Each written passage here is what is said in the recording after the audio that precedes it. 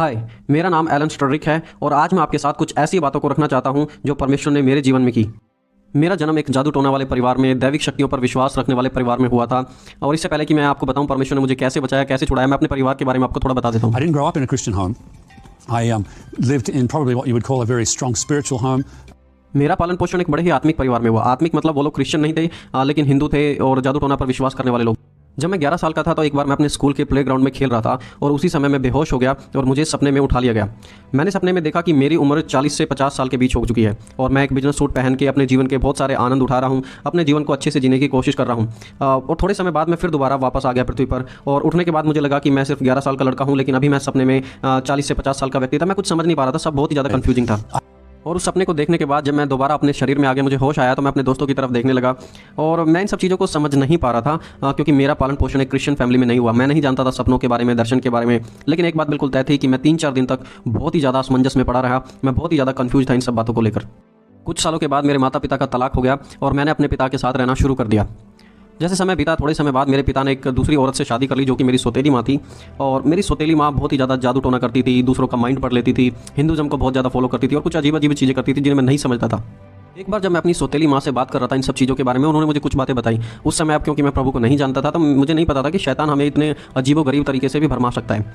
कुछ सालों बाद मेरे पिता बहुत अमीर हो गए, वो बहुत ही बड़े बिजनेसमैन बन गए और वो ये तंत्र मंत्र वाली साधना में बहुत ही ज़्यादा इन्वॉल्व होने लगे और हमारे घर में बहुत सारे गुरु और बहुत सारे साधु आने लगे और मेरी सौतेली माँ भी बहुत अजीब हरकतें करती थी। उस समय हम ऑस्ट्रेलिया में रहते थे और मेरे पिता इन सब लोगों को अपने घर में बुलाकर इनके साथ कॉन्फ्रेंस करते थे। मैं भी अपने पिता के साथ कॉन्फ्रेंस में बैठता था और इन साधुओं की बातों को सुनता था कि आखिरकार ये क्या सिखा रहे हैं और क्या है इनके पास ऐसा छिपा हुआ। आप शायद मेरी बात पर यकीन ना करें, लेकिन मैं उन लोगों के साथ रात भर बैठा रहता था, उनसे सीखता रहता था और मुझे बहुत ही ज़्यादा अट्रैक्शन, बहुत ही ज़्यादा लगाव हो गया उनसे, क्योंकि जिस तरीके से वो आत्मिकता को एक्सप्लेन करते थे मुझे वो बहुत ही पसंद था। जब साधुओं ने मेरे इंटरेस्ट को देखा तो वो मुझसे बहुत खुश हुए। उन्होंने मुझे अपना चेला बनाना चाहा, वो मुझे अपने साथ रखते थे, अपनी सिद्धियों को, अपनी शिक्षाओं को मुझे बताते थे। वो चाहते थे कि उनके बाद मैं एक अगुवा बनूं और मैं भी इसी काम में इन्वॉल्व होकर ये काम करूं। जब मैं 13 साल का एक जवान बच्चा ही था, उसी समय एक हिंदू गुरु ने मुझसे पूछा कि क्या तुम मेरे शिष्य बनना चाहोगी। और मैं आत्मिक चीज़ों के लिए बहुत ही ज़्यादा भूखा था, मैं इन सब अलौकिक चीज़ों को समझना चाहता था। तो मैंने कहा ठीक है, और साथ ही साथ मेरे माता पिता भी मान गए और उन्होंने मुझे इस गुरु के साथ रखना शुरू कर दिया। अब ये जो गुरु थे हर साल एक देवता को लेकर उसे मेरे शरीर के अंदर भेजते थे। मैं नहीं जानता कि ये कैसे होता था, लेकिन वो हर साल एक देवता को मेरे शरीर के अंदर भेजते थे। आज हम इन देवताओं को दुष्ट आत्माओं के रूप में भी जानते हैं और वो इन सब चीज़ों को धीरे धीरे मेरे शरीर के साथ, मेरी आत्मा के साथ जोड़ने लगे।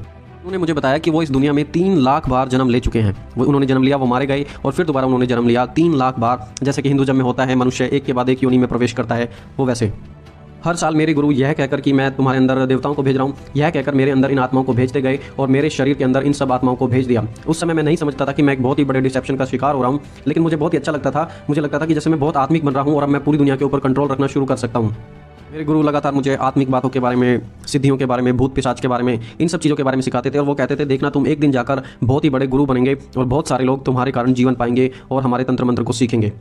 And so I continued that, and then in my early जब मैं 20 साल का हुआ तो मेरे गुरु ने मुझे अमेरिका भेज दिया। अमेरिका किस लिए भेजा? वो चाहते थे कि मैं अमेरिका में जाकर बड़े लीडर से मिलूं और उनके द्वारा इन सब शिक्षाओं को पाऊं। तो मैं अमेरिका आया और अमेरिका में आकर मैंने यही आत्मिक चीज़ें, यही स्पिरिचुअलिज्म, अकल्टिज्म, इन सब चीज़ों की शिक्षा लेनी शुरू की। अमेरिका में जाकर मैं इस ग्रुप के सबसे बड़े लोगों से मिलता था। आप यकीन नहीं करेंगे, लेकिन हाँ, अमेरिका में भी इन सब चीज़ों को करने वाले बहुत सारे लोग इन्वॉल्व हैं, वो लोग करते हैं। मेरे गुरु ने मेरे अंदर 10 आत्माओं को भेज दिया था। उन्होंने कहा कि ये देवता हैं, ये तुम्हारी रक्षा करेंगे। और उस समय मुझे ऐसा लगता था कि जब मैं अगर मर जाऊँगा तो मुझे मोक्ष मिल जाएगा, मैं दुनिया में आकर एक नया देवता बन जाऊँगा, एक नया अवतार में ले लूँगा। ऐसा करके मुझे सिखाया गया था। मेरा गुरु मुझे कभी अकेले नहीं छोड़ता था, वो मुझे हमेशा अपने साथ रखता था, सिखाता था। हम लोगों से मिलते थे, लोगों से बातचीत करते थे और अपनी इन सिद्धियों के बारे में लोगों को बताते थे। मेरे गुरु ने मुझे यह भी सिखाया था कि इन सब शक्तियों के द्वारा हम दुनिया में अच्छा माहौल बना सकते हैं, दुनिया में जो लड़ाई झगड़े हैं उनको खत्म करके शांति का माहौल ला सकते हैं। कुछ समय बाद अमेरिका में ही एक बहुत ही बड़े लेवल की मीटिंग हुई जहां पर न्यू एज ग्रुप के इन सब चीज़ों को करने वाले काफ़ी सारे लोग थे और उनकी बहुत सारी योजनाएं भी थी, बहुत सारे प्लान्स थे दुनिया के लिए। और इस मीटिंग में वो डिस्कस कर रहे थे कि कैसे हम दुनिया में एक धर्म बना सकते हैं, कैसे पूरी दुनिया में एक सरकार बना सकते हैं, कैसे पूरी दुनिया को हम कंट्रोल कर सकते हैं, कैसे पूरी दुनिया हमारे सामने झुक सकती है। आप यकीन नहीं करेंगे, लेकिन हम एक मीटिंग में अगले 30-30 सालों की प्लानिंग किया करते थे। हम प्लान करते थे कि कैसे पूरी दुनिया में हम अपने विश्वास को फैला सकते हैं, कैसे अपनी आत्मिक बातों को और अपनी सिद्धियों को लोगों तक पहुंचा सकते हैं। आज जो आप बातें सुनते हैं वन वर्ल्ड रिलीजन के बारे में, वन वर्ल्ड गवर्नमेंट के बारे में, ये सब झूठ नहीं है। ये सब कुछ मैंने खुद उनकी मीटिंग में बैठकर डिस्कस किया है। मेरे गुरु क्रिश्चियनों को, मसीहों को इतना ज़्यादा पसंद नहीं करते थे। वो कहते थे कि क्रिश्चियनों को जीवन के बारे में एक्चुअली पता नहीं है। वो लोग यीशु मसीह पर विश्वास करते हैं, वो यीशु जो कुछ समय पहले 2000 साल पहले आया और आके चला गया, लेकिन मैं तो 3 लाख बार आया हूँ और फिर दोबारा आता रहूँगा। और उस मीटिंग में हमने प्लान किया कि कैसे हम इन क्रिश्चियन लोगों को यीशु से दूर कर सकते हैं और कैसे उन्हें अपनी आत्मिकता के बारे में बताकर अपनी आत्मिकता में उन्हें ज्वाइन करा सकते हैं। मुझे आज भी अच्छे से याद है कि एक बार मेरे गुरु ने कहा था कि दुनिया में जो सबसे बेकार लोग हैं, जो सबसे ज़्यादा प्रॉब्लम करने वाले लोग हैं, वो लोग क्रिश्चियन हैं। मैं उनकी बात को उस समय नहीं समझा था कि उनका कहने का क्या मतलब था, लेकिन आज मैं समझता हूँ कि हाँ क्रिश्चियन लोग शैतान के लोगों के लिए सबसे बड़ी प्रॉब्लम है। और उस समय मेरे गुरु भी यही कहते थे कि Christians are the biggest problem on this planet Earth. इसलिए ज़्यादा से ज़्यादा क्रिश्चियन लोगों को भटकाना है और उन्हें अपनी तरफ लेकर आना है। मैं जब मीटिंग से बाहर आया तो मैं बहुत ही ज़्यादा इंकरेज हो चुका था, मैं बहुत ही ज़्यादा उत्साहित था। मैं जाता क्रिश्चियन लोगों से मैं बातचीत करता था, वो मुझे बताते थे अपने बारे में कुछ, लेकिन उसके बाद मैं उनको अपनी फिलोसॉफी, अपने जादू मंत्र के द्वारा, अपनी बातों के द्वारा उन्हें बहुत ही ज़्यादा कन्विंस कर देता था। और परमेश्वर मुझे माफ़ करे, लेकिन मैंने बहुत सारे क्रिश्चियन लोगों को भटका दिया था, क्योंकि मैंने पाया कि बहुत सारे क्रिश्चियन बहुत ही ज़्यादा कमज़ोर हैं। उनको हटाना प्रभु यीशु से बहुत ही आसान है। मैं दुनिया के अलग अलग देशों में जाने लगा, लोगों को इसके बारे में सिखाने लगा। अलग अलग देशों में मुझे इनवाइट किया जाता था, इसके सेमिनार्स में करता था। मुझे 100% लगता था कि जो मैं कर रहा हूँ मात्र वही करेक्ट है, और इस सब के साथ मैं बहुत खुश था पहले। But then probably within लेकिन करीब 14 साल बाद जब मेरी उम्र 27 साल की हो गई थी, तो मुझे इन सब शिक्षाओं में थोड़ा कुछ अजीब सा लगने लगा। होता क्या था कि मैं सोच रहा था कि ये सब चीज़ें अच्छी होती हैं, लेकिन धीरे धीरे मुझे फ़ोन कॉल्स आने लगी। जो लोग मेरे सेमिनार्स को अटेंड करते थे वो मुझे फ़ोन करके कहते थे कि हमारे परिवार में लड़ाई झगड़ा हो रहा है। कोई मेंटल हो जाता था, किसी को दिमागी समस्या होती थी, लोगों के घर में बहुत ही ज़्यादा लड़ाई झगड़े रहने लगे, पति छोड़ के चला जाता था, पत्नी छोड़ के चली जाती थी, काफ़ी सारे लोग सुसाइड करने लगे, और लोगों का अच्छा रिस्पॉन्स नहीं था। जो मेरे काम करने से जो फ्रूट्स मिलना चाहिए था वो फ्रूट्स मिल नहीं रहे थे, क्योंकि मैं अपने मन में डीप डाउन सोचता था कि मैं बहुत ही अच्छे काम कर रहा हूँ। लेकिन अब इतने सेमिनार्स करने के बाद और इतने सारे लोगों को सिखाने के बाद किसी के जीवन में मुझे कोई बदलावट नहीं दिखी, बल्कि लोगों का जीवन बर्बाद हो रहा था। और फिर उस समय से मैं सवाल पूछने लगा कि आखिरकार ऐसा क्यों हो रहा है। और मैं इस सवाल का जवाब पाने के लिए निकल पड़ा अपने गुरु के पास। मैंने अपने गुरु से पूछा कि मतलब क्यों लोग मर रहे हैं, क्यों लड़ाई झगड़े हो रहे हैं परिवारों में, उनके साथ तो अच्छा होना चाहिए। और मेरे गुरु ने इतना अच्छा जवाब नहीं दिया। उन्होंने कहा कि तुम्हारे अंदर जो पावर है और जो पावर मेरे अंदर है वो बहुत ही ज़्यादा हाई है, और ये जो लोग हैं ये बहुत ही कमज़ोर लोग हैं, इनके बस की नहीं है ये सब डील करना, हैंडल करना, इसलिए हमारी पावर की वजह से ये लोग मर जाते हैं। मुझे उनका जवाब इतना अच्छा नहीं लगा। अगर हमारे अंदर हाई पावर थी तो लोग बचने चाहिए, लोग मर क्यों रहे हैं। लेकिन जब मैंने अपने गुरु से और सवाल पूछने शुरू किए तो उन्हें कुछ अच्छा नहीं लगा। उन्हें लगा कि जैसे मैं उन्हें नीचे गिराने की कोशिश कर रहा हूँ या मैं खुद ज़्यादा बड़ा बनने की कोशिश कर रहा हूँ। तो उन्होंने मुझे डांट दिया और मेरे सारे सवालों का जवाब नहीं दिया। इस सवाल को लेकर मैं बहुत ही ज़्यादा कन्फ्यूजन में रहने लगा। और मुझे याद है कि एक बार जस्ट मैंने कहा, अगर दुनिया में कोई ईश्वर है तो मुझे बताओ, मेरे सवाल का जवाब दो। एक बार मैं अपना यही जादू टोने का सेमिनार कर रहा था, लोगों को न्यू एज मूवमेंट के बारे में बता रहा था, उन्हें सिखा रहा था, आत्माओं के बारे में लोगों को सिखा रहा था। तब कुछ बड़ा ही अजीबोगरीब, बहुत ही चमत्कारिक हुआ मेरे जीवन में। ये पहला चमत्कार था मेरे जीवन में। आत्माओं से तो बहुत बार हुआ था, लेकिन कुछ आत्माओं के बगैर, कुछ ऐसे जो कि लगता हो कि परमेश्वर ने किया, ये पहली बार हुआ था। जब मैं ये सेमिनार कर रहा था तो सडनली अचानक ही मुझे एक ओपन विजन, एक खुला दर्शन दिखाई दिया उस सेमिनार के अंदर ही। ऐसा पहले मेरे साथ कभी नहीं हुआ था। सपने में मैंने देखा कि एक बहुत ही बड़ी टनल है और मैं उस टनल में जा रहा हूँ। उस टनल के अंदर जैसे मैं जाता गया तो थोड़े समय बाद मेरे सामने एक बहुत ही बड़ी रोशनी, एक ऐसी रोशनी जो जिसे मैं देख भी नहीं सकता अच्छे से, वो थी। और एक व्यक्ति खड़ा हुआ था जो कि सफ़ेद कपड़े पहने हुआ था, इतनी लाइट निकल रही थी। और मैं नहीं जानता कैसे, लेकिन मुझे पता लग गया कि दिस इज गॉड, ये है परमेश्वर है। मैंने कभी बाइबल नहीं पढ़ी थी, मैं सिर्फ आत्मा को ही जानता था। लेकिन इस लाइट को देखने के बाद और उस व्यक्ति को जो मेरे सामने खड़ा था, आई वॉज 100% श्योर कि ये मेरे सामने परमेश्वर ही खड़े हुए हैं। और उनका रूप बहुत ही खतरनाक था, एक ऐसी रोशनी थी जिसे मैं अच्छे से देख भी नहीं पा रहा था। फिर मैंने प्रभु यीशु मसीह को देखा। मैं नहीं जानता कि कैसे मुझे पता लगा कि ये यीशु मसीह हैं, लेकिन मुझे 100% पता था कि ये यीशु मसीह, जीसस, जो क्रिश्चियनों के गॉड हैं, मुझे इतना पता था। अब मैंने कभी बाइबल नहीं पढ़ी थी तो मुझे इतना ज़्यादा पता नहीं था, लेकिन जब मैंने उस व्यक्ति को देखा तो मुझे पता था कि ये यीशु मसीह हैं, वही जीसस हैं जिसके बारे में बहुत सारे लोग जिक्र करते हैं। और फिर और भी कुछ हुआ। फिर यीशु मसीह मुझसे बातचीत करने लगे। मैं इसे देखकर बड़ा हैरान हुआ कि जीसस सचमुच बात कर सकते हैं। और फिर मैंने भी उनसे जवाब देना शुरू किया और मैंने प्रभु यीशु मसीह से बातचीत करनी शुरू की। और प्रभु यीशु मसीह ने कहा कि आज के बाद तुम मेरे लिए काम करोगे। मैंने कहा मैं तो ये सब काम पहले से करता आ रहा हूँ, लेकिन यीशु ने कहा नहीं, तुम मेरे लिए काम करोगे। और उन्होंने अपना हाथ मेरे ऊपर लगा दिया। अब ये एक ऐसा हाथ था जिससे बहुत सारी रोशनी निकल रही थी, बहुत ही ज़्यादा सामर्थ निकल रही थी। और उसके बाद प्रभु यीशु मसीह ने कहा तुम मेरी सेवकाई करोगे, लोगों को चंगा करोगे, मेरे नाम को फैलाओगे। और मैंने कहा अरे वाह, ये तो बहुत ही अच्छी बात है, क्योंकि मैं तो पहले से ये सब कुछ करना चाह रहा हूँ। something so different from that point on.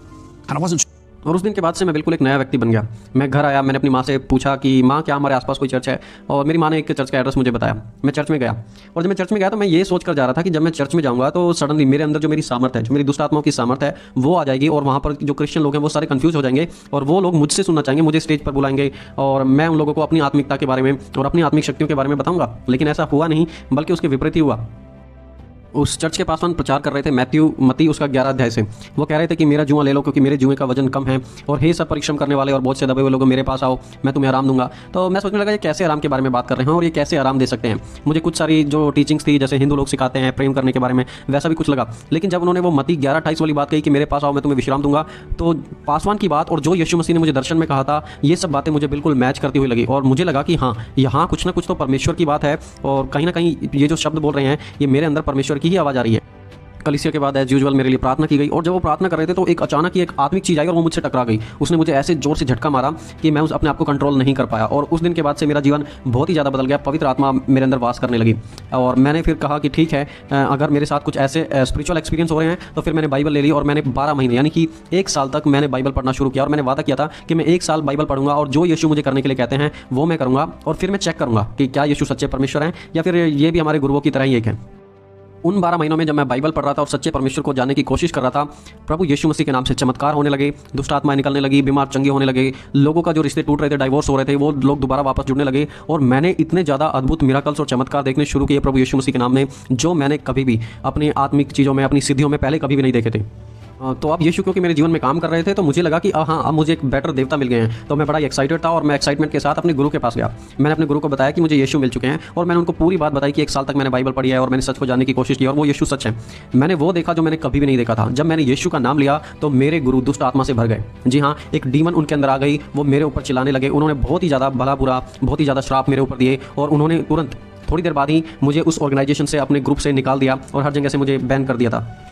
अपने जीवन के इस मोड़ पे आने पर मैं बिल्कुल 100% श्योर हो गया था कि जो मेरे गुरु मुझे 14-15 सालों से सिखाते आ रहे हैं वो बिल्कुल झूठ और बिल्कुल धोखे से भरा था। लेकिन अब मुझे सच्चा परमेश्वर मिल गया है। उसके बाद मैंने कलीसिया में जाना शुरू किया। कलीसिया के लोग बहुत अच्छे थे। मैंने उनको बताया अपने बारे में, मेरे एक्सपीरियंस के बारे में कि इससे पहले मैं क्या करता था। उन लोगों ने मेरी बहुत ही ज़्यादा मदद की, मेरे लिए दुआ की और मैंने 3 साल बाइबल स्टडी की। मेरे पास मुझे फ़ोन करते थे, मेरे साथ घूमने जाते थे और उन्होंने मुझे बहुत अच्छे तरीके से परमेश्वर के वचनों को सिखाया। उसके बाद मैं एक बाइबल स्कूल में भी गया। बाइबल कॉलेज में जाने के बाद मैंने परमेश्वर के वचन को सीखा, मजबूत बन गया मैं और मैं प्रभु यीशु मसीह को पूरे तरीके से अपना जीवन मैंने समर्पित कर दिया था। मुझे परमेश्वर ने 2 बातें बताई। परमेश्वर ने कहा पहले तो तुम्हें छुटकारा चाहिए। छुटकारा क्या था? जो मेरे गुरु ने मेरे अंदर आत्माएं डाली थी देवताओं के रूप में, उन सब से छुटकारा चाहिए था। और दूसरा, परमेश्वर ने मुझे कहा तुम्हें पवित्र आत्मा का बपतिस्मा पाना है ताकि तुम पवित्र आत्मा से भर जाओ। पवित्र आत्मा से भरने के बाद मैं परमेश्वर की पवित्र आत्मा की मदद से और परमेश्वर के वचन की मदद से मैंने काफ़ी सारे लोगों को प्रभु यीशु मसीह के बारे में बताया। उन लोगों को छुटकारा मिला, चंगाई मिली, उनके जीवन में शांति आई। मैंने परमेश्वर के वचन के आधार पर ही हजारों लोगों को ट्रेनिंग दी, बिजनेसमैन्स को ट्रेनिंग दी और बहुत ही सारे लोगों के जीवन को मैंने बदलते देखा सिर्फ और सिर्फ पवित्र आत्मा और परमेश्वर के वचन के द्वारा। आज मैं आप सभी को अपनी गवाही के द्वारा एक बात बताना चाहता हूँ कि परमेश्वर बहुत ही सर्वशक्तिमान तो है ही है, साथ ही साथ परमेश्वर बहुत ही ज़्यादा प्यार करते हैं। वो मुझे कैसे पता लगा? देखिए, मैं लोगों को यीशु मसीह से भटकाता था, क्रिश्चियनों पर जादू टोने करता था, परमेश्वर के विरुद्ध में काम कर रहा था, जो परमेश्वर को पसंद नहीं वो सब काम कर रहा था। लेकिन उसके बाद भी परमेश्वर ने मुझे छिड़ाया। हम क्या कर रहे हैं और क्या कर रहे थे वो परमेश्वर के साथ अब मायने नहीं रखता है। अगर परमेश्वर ने तुम्हें बुला लिया है तो परमेश्वर के साथ जाएं और जो बातें बीत गई हैं उन्हें भूल जाएं, क्योंकि वचन खुद ही कहता है कि जो मसीह में है वो एक नई सृष्टि है, पुरानी बातें बीत चुकी हैं, देखो वो सब नहीं है। मैंने इस बात को देखा है और मैंने इस बात को चखा है कि यीशु मसीह सच्चा परमेश्वर है, उसके अलावा कोई भी दूसरा नहीं है।